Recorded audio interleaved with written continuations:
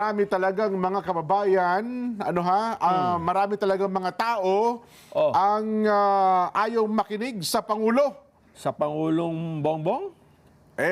Mukhang ito Oo. sa hawak kong papel at dokumento, Nelson, Ba, may dokumento ka, ha? mukhang sinimulan na po. Kumpirmado yan, ha? Kumpirmado po ito. Hindi yan totoo, ha?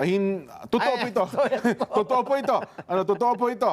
At sabi nga po namin sa inyo, ay mabibigla po kayo sa bagay nito, Nelson. Teka muna, ha? Kung mabibigla ako, Oo. ang ibig lang sabihin nito ay, una, baka unexpected ito. Uy, tama yan. Pangalawa ay taliwas ito sa dapat na gagawin ng mga gagawa niyan. Pwede nga. Unexpected, eh. Ay, Para nako. magulat ka, di ba? Oo nga. Alam mo ba kung ano ito nakagugulat na ito, Nelson? Mga nakakagulat? kababayan. A1 information yan, ha? Baka mapahiya na naman Mas tayo. doble pa po sa A1. A1, the A2.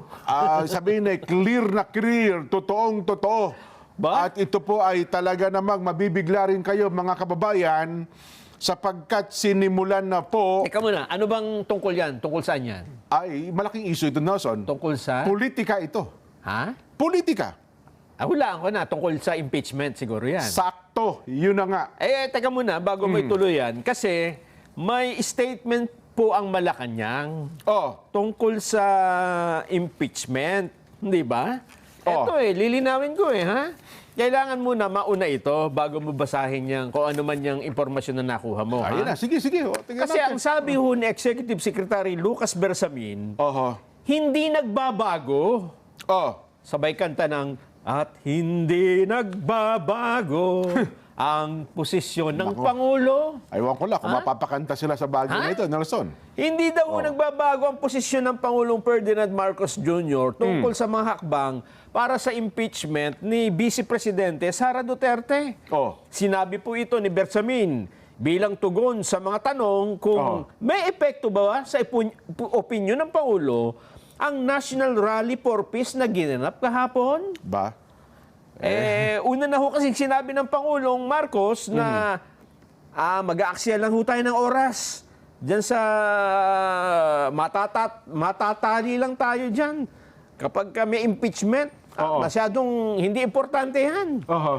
May lumabas pa mga text message na privado kung saan, ayun nga, inaatasan niya ang mga mamabatas na wag na maghain ng impeachment. So, ito ang posisyon ng Malacanang ngayon. Nananatili ito at pinaninindiganan ng Palasyo Gen. Sabi naman itong hawak na balita ko, Nelson, wala. Ha? Wala yan. Hindi niya susundin ng Pangulo? Tuloy ang impeachment. Wow! At ang totoo, Nelson, mukhang sa araw na ito ay sinimulan na po ang pagdinig ukol po sa impeachment. Ang maghapon ako nanonood ng mga balita, wala naman, ibig bang sabihin, baka patago nila ginawa ito o nagpirmahan sila? Ewan ko lang. Kung hindi pa ito alam ng ating mga kababayan, ewan ko na lang, Nelson. Pero sabi ko nga sa inyo, anong Bersamin? Wala yan. Hindi nila sinunod dito? Tuloy ang impeachment. Teka, nagsalita na yung taong bayan. Ang daming pumunta ng Quirino Grandstand Hindi Pati nila... sa iba't ibang mga lugar. Sabi nila, suportado namin ang opinyon ng Pangulong Marcos, Bongbong, na wag tayong mag-aksaya ng oras sa mga bagay na yan. It's a storm. Take up lang yan.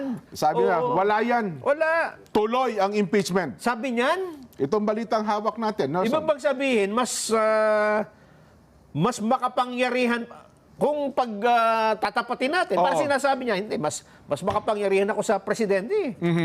At ang totoo, ngayon daw po, ay tinitimbang na ng Constitutional Court ito pong impeachment at nagsisimula. Simula sa araw na ito, Nelson. Meron ng pagkilos na ginagawa? Baka mabigla kayo. Naku, tamang-tama. Simulan ko na, Nelson. Sige. Yaman din lamang, andito po ang komandante.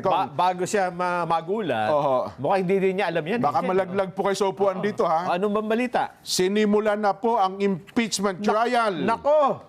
Kay South Korean suspended President Yoon Suk-yeol. Si Yoon Suk. Ayan, Akala ko naman dito sa Pilipinas Ayan, kinunbin na po. Ayan, Nakunbin na, Upo po, Ayan, sinasabi ko sa alam inyo. mo ba dyan, nung nabalitaan ko yan, ha? Maraming mga Pilipino gusto